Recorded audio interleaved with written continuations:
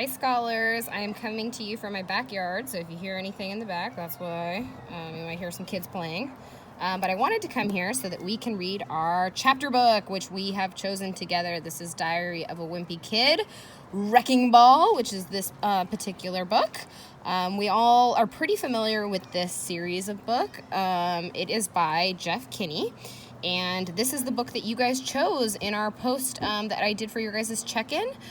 So I got the most votes for this specific book, and then I picked the newest book that they had out, which I think this is book number 14.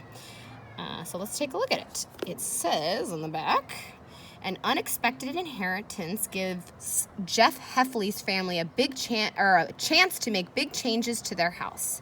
But they soon find that home improvement isn't at all it's cracked up to be.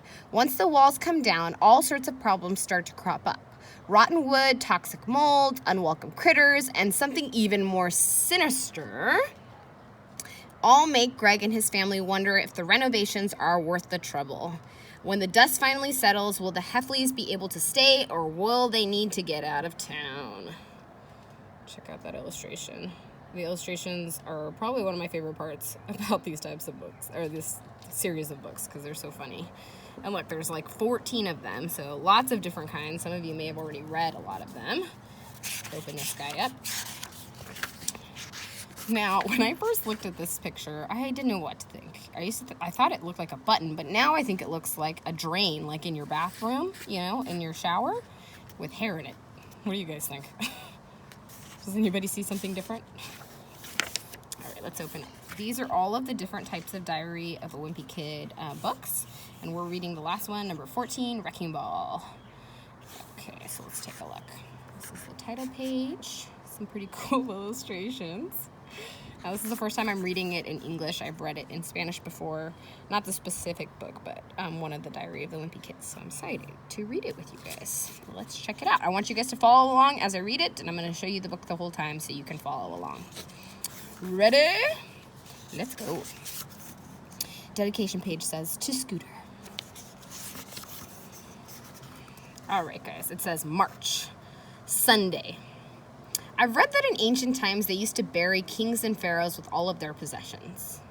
Back then, I guess they thought you could take take your things with you into the afterlife. Well, if I get buried with all my junk, I might really regret it later on. Yeah, I've seen places like that, right? My garage sometimes looks like that. What about you guys? All right, let's see what happens next. It says, Mom's having me do some spring cleaning to get rid of things I don't need. Well, that seemed like a good idea until I realized just how much stuff I've actually got. I spent the whole morning going through my closet, and it's crazy how much was packed in there. And it's not like it was organized or anything. I've basically been throwing things in my closet since we first moved in. So it went from this to this. I can relate. What about you guys? Do you have a place where you just throw things in? Don't keep it organized? It might look like this. Let's see what happens. It says, digging through my closet was like going through my childhood. And the farther back I went, the further back in time it took me. The stuff near the front of the closet was all the junk I tossed in there over the past year, like homework assignments and comic books. But after I got those things out of the way, I started finding stuff I forgot about. I found my model rocket I got for my 10th birthday and a costume I wore for Halloween a few years ago. And there was a bunch of other things I didn't even know I still had. Has that ever happened to you guys? Where you find things you thought you lost a long time ago? I've definitely had that happen before. It says, when I dug a little deeper, I found something I thought I lost years ago. It was a binder full of stickers I'd collected in the 3rd grade. I used to be obsessed with stickers, especially the scratch and sniff kind. I collected all the good smells like bubblegum and cotton candy and that sort of thing, but I had all the really gross ones too. So when a kid on my street wanted to know what giraffe poo or rotten meatloaf smelled like, they'd come to me. one of these days, I'm going to write my autobiography, and it's going to include scratch and sniff stickers to mark all the different moments in my life. What a great idea. Look, it says, and that's when I realized I had stepped in dog poo. Scratch here. That's a pretty neat idea for an autobiography. What do you guys think? Pretty clever. All right, it says, I kept digging through my closet and found stuff from kindergarten, like a fish I made by tracing my hand on a piece of construction paper.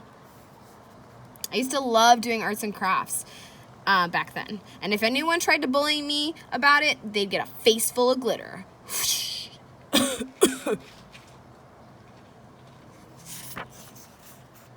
Another project I found in my closet was a gift I made for my mom in preschool but never gave her. It was a paper flower with a picture of my face in the middle, glued to a popsicle stick. When I made the thing, I put it in a little clay pot filled with dirt, but I tripped on the front step when I got home from school that day, and that's why I never gave it to her. Trip, smash.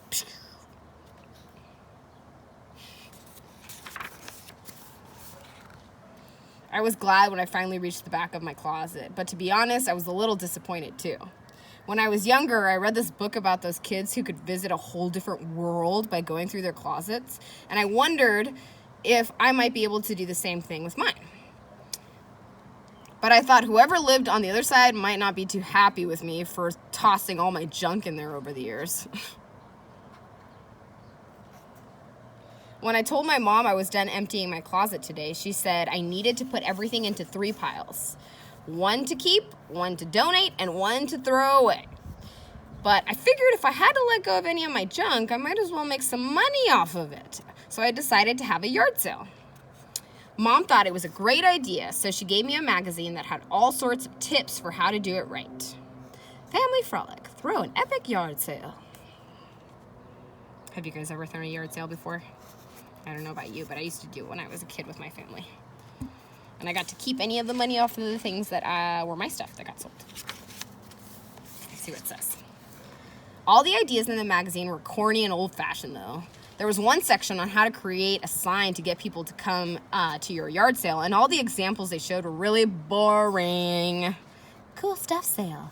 Look, yard sale, this way. Yard sale, Saturday, 8 to 11 a.m. I knew if I wanted people to actually show up at my yard sale, I needed to do something a little more eye-catching. So I whipped up a sign I knew would do the trick. What do you guys think he did? Any guesses? $100 bill found on the sidewalk. Please come to 12 Surrey Street to claim your property. I made a few copies of my sign and headed out to post them around the neighborhood. But my mom stopped me before I got out the front door. He got caught. Pretty good idea, though. Mom made me make signs that were a little bit more like the ones in the magazine, and after it was finished, I stapled them to some telephone poles on our street. Then I hauled everything down from one bedroom and started setting all out on some plastic tables. Each table had its own category, like clothes, books, that kind of thing.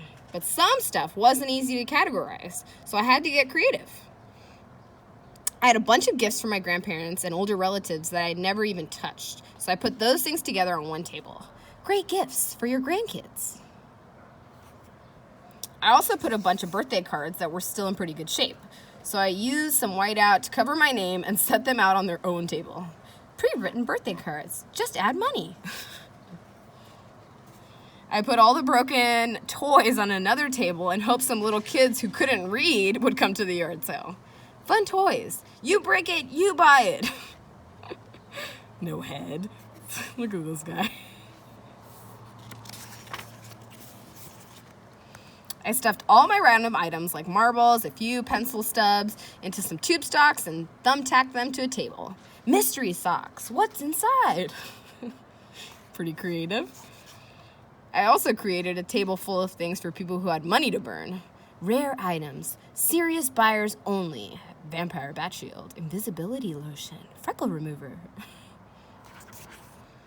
I put all my arts and crafts projects on their own table just in case some kids needed a gift for their parents but didn't want to put in the time.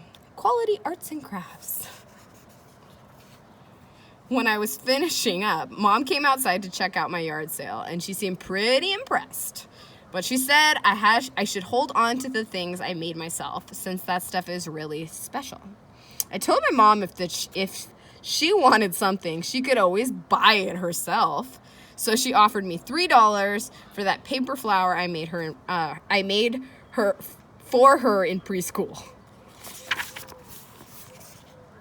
Mom seemed pretty eager to have that thing, and I could tell it was worth more than $3 to her. So I told my mom it was all hers for 10. I guess I pushed my luck though, because she went back inside without buying anything.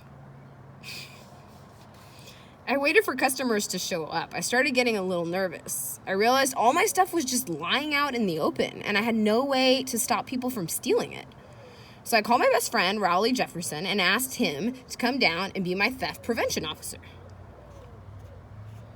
But Rowley said he was supposed to do something with his dad this afternoon, and so he couldn't help me with the yard sale.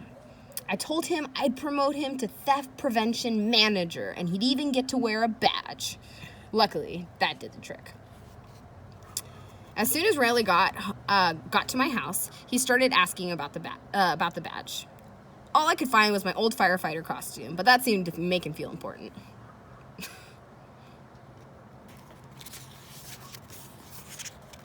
Rowley asked what he was supposed to do as the theft prevention manager, and I said mostly he needed to walk around and crack his knuckles to make sure nobody got any funny ideas.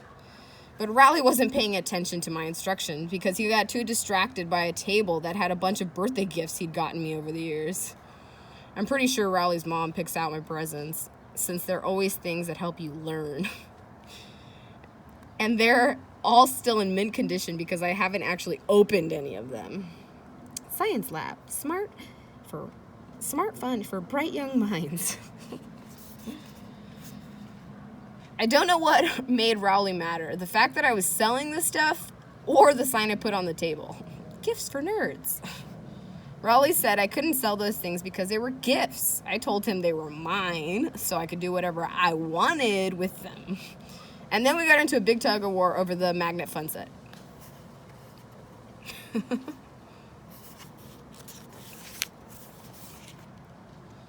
That's when the first customer started to arrive. I told Rowley that we could argue about this later, but for now we needed to act like professionals. At first, just a few people showed up, but after a while, a lot more came. And when they started checking out my stuff, I went into sales mode. The remarkable craftsmanship on this porcupine is remarkable. I think I said that backwards. The craftsmanship on this porcupine is remarkable.